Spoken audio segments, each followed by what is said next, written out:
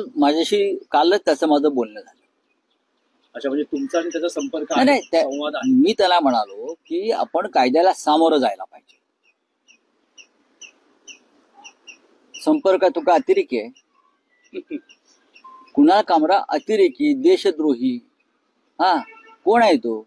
नाही नाही, तो पण अल नाही, कायद्याचा मेंबर आहे का? नाही नाही, तो अतिरेकी नाही, पण शिंदे गटाकडून असं वारंवार सांगितलं जातं बघा, की संजय राऊत आणि कुणाल कामरा यांचं एकूण मिलीभगत किंवा का असतं मिलीभगत आहे? कन्सर्नने या सगळ्या गोष्टी होत्या. कुणाल कामरा हे या देशातले कलाकार आहे, एक कवी आहे, एक तुमचा लेखक त्याची आहे. मुलाखत केली होती, पॉडकास्ट झालं होतं तुमचं, तुमच्या बरोबरचे त्यांचे फोटो आहेत. त्यामुळे असं म्हटलं जात आहे की हे म्हणू त्याला शिंदे म्हणतात म्हणजे काय झालं? शिंदेचे कोणाबरोबर फोटो आहेत ते आम्ही काढू का? कुणाल कामरा हा देशद्रोही आहे का? कुणाल कामरा हा दहशतवादी आहे का? कुणाल कामरा हा फुटीरतावादी आहे का? कुणाल कामरा हा बेईमान गद्दार आहे का? नाही. देशाच्या बाबतीत कुणाल कामराने मला विचारलं, मी म्हटलं आपण कायद्याला सामोरं जायला पाहिजे. हा देश घटनेनुसार चालतो, संविधानानुसार चालतो आणि अभिव्यक्ती स्वातंत्र्याच्या लढाईमध्ये असे हल्ले शारीरिक आणि इतर हे आपल्याला सहन करावे लागतात. आम्ही सुद्धा सहन केलेले आहे. तेव्हा तुम्ही सुद्धा महाराष्ट्रात येऊन कायदेशीर कारवाई जर कोणी केली असेल तर आपण त्यांना सामोरं जायला पाहिजे. पण राऊत साहेब, तुम्ही मध्ये म्हणालात की कुणाल कामरा आणि माझा डीएनए एकच आहे. आता तुम्ही म्हणतात की कुणाल कामराशी तुमचं बोलणं होतं आहे.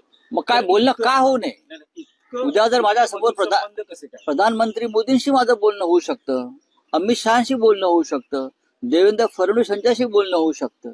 माणसानं भिंती उभ्या केलेल्या नाहीये त्या देशामध्ये आणि महाराष्ट्रामध्ये. कोणी कोणाशी बोलायचं नाही, का बोलायचं नाही? माझा परत तोच प्रश्न आहे. एकनाथ शिंदे यांच्या लोकांना कुणाल कामरा त्यांचा शत्रू वाटतोय म्हणून आम्ही त्यांच्याशी बोलायचं नाही का?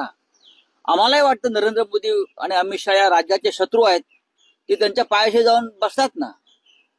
या महाराष्ट्राला असं वाटतंय अमित शहा आणि नरेंद्र मोदी या महाराष्ट्राचे शत्रू आहेत, पण एकनाथ शिंदे आणि त्यांचे लोक त्यांच्या पायाशी बसतात. आम्ही आमच्या भूमिका मांडत राहू.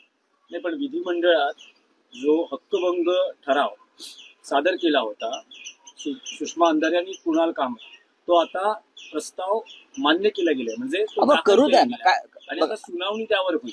अहो, पण त्याच्यावरती आमचं काय म्हणणं आहे का? त्यांचा अधिकार आहे आमदारांचा हक्कभंग आणण्याचा, त्याने आणला, आमचे लोक त्याला उत्तर देतील.